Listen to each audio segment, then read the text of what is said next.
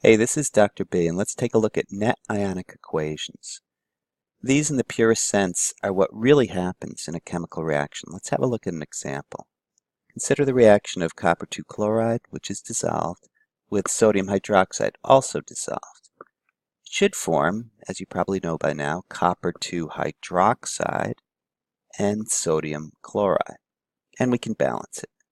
Fine. But let's think about what's actually occurring. Let's write what's known as the Ionic equation, meaning since it's dissolved, let's write what's really in the flask, which is these ions, these ions, these ions, these ions, but not these ions. Note that it's a solid, so this substance exists together, but we also have some sodium ions and some chloride ions. And when you write that all out, and it's a lot, you should see that there's a lot of things here that aren't reacting, right? Copper 2 plus, yes, I don't see it on the product side. Chloride, no, it's on the reactants on the product side as well, so it cancels out. We call those spectator ions. Cancel all of the spectator ions out, and that should give you an idea of what's actually reacting. And in fact, the only thing that's reacting are the copper ions with the hydroxide ions. Water is a solvent, it shows up as both sides, and that's it. Take-home message: in most cases, if you're going to write the net ionic equation, just write the ions that form the precipitate. You might want to make a note of that. We call this the net ionic equation. It is, in the purest sense, what really happened, but let's point out some limitations. This is not enough information for somebody to do this chemical reaction. They'd say copper 2 plus what?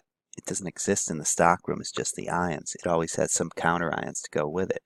It does tell you that it doesn't matter so much what those counter ions are. I mean, they will affect things like the rate of the reaction, things like that. But if you got some copper 2 plus anything, plus some hydroxide, lithium hydroxide, sodium hydroxide, you'll make this stuff fine. So this is what really happened.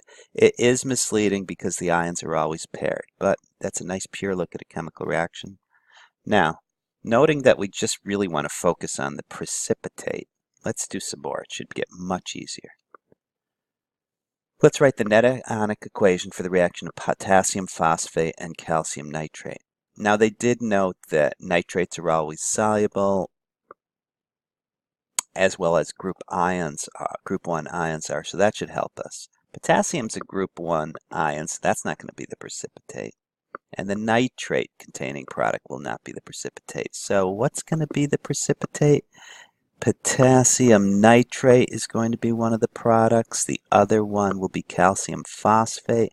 This has to be our precipitate. It doesn't have the group 1 ion. It doesn't have the nitrate. So that is your big focus. All you have to do to write the net ionic equation is say, hey, 3 calcium ions combined with 2 phosphate ions, and you got yourself a net ionic equation. We balance it out, but we don't really have to if all we're doing is focusing on this. And we find that there it is. The calcium ions and the phosphate ions combine to form the precipitate.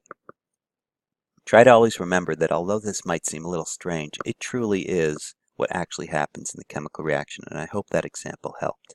Let's do another. We're reacting sodium hydroxide. Well, that's a group 1 ion there. That thing will not be the precipitate. Magnesium nitrate, so I guess the precipitate's going to be the magnesium hydroxide. Fine, that's our focus. So magnesium ions, balancing it just to be good. Magnesium ions react with the hydroxide ions to make magnesium hydroxide. So the really useful shortcut that only shows up fleetingly there is focus on the precipitate. This could get you in a little bit of trouble later on when we do things like weak acids and bases, but this is a good place to start. This is an introduction to net ionic equations.